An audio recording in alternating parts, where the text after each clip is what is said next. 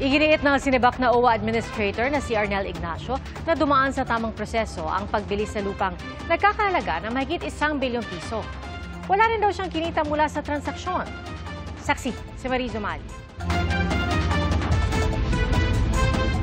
Humarap sa media sa unang pagkakataon si dating OWA Administrator Arnel Ignacio mula nang sibakin sa kanyang pwesto para magpaliwanag ukol sa aligasyon kaugnay ng hindi umano otorisadong pagbili sa lupa sa halagang 1.4 billion pesos. Ayon kay Ignacio, dumaan daw ang transaksyon sa tamang proseso. Ito po ay dinala namin sa board.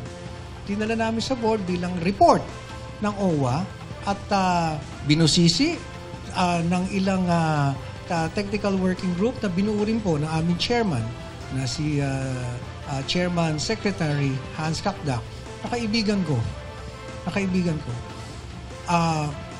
Walang nakitang iniliban na hakbang. Lahat ng mga requirements sinunod at sinabing maayos ang aming pagkakasunod sa RA 10752.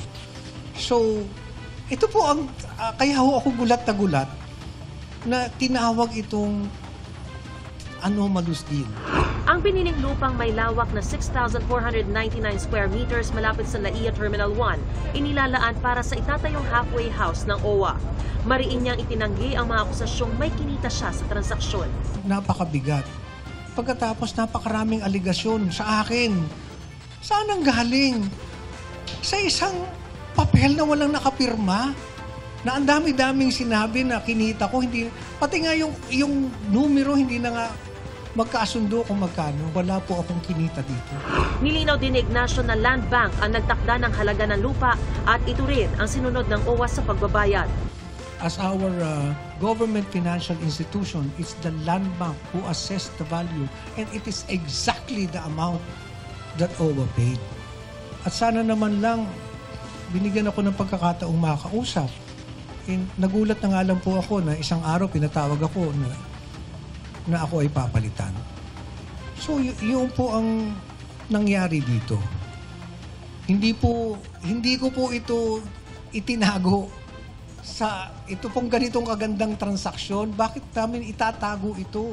Sa ngayon, wala pang tiyak na sagot si Ignacio kung ano ang susunod nilang magiging hakbang.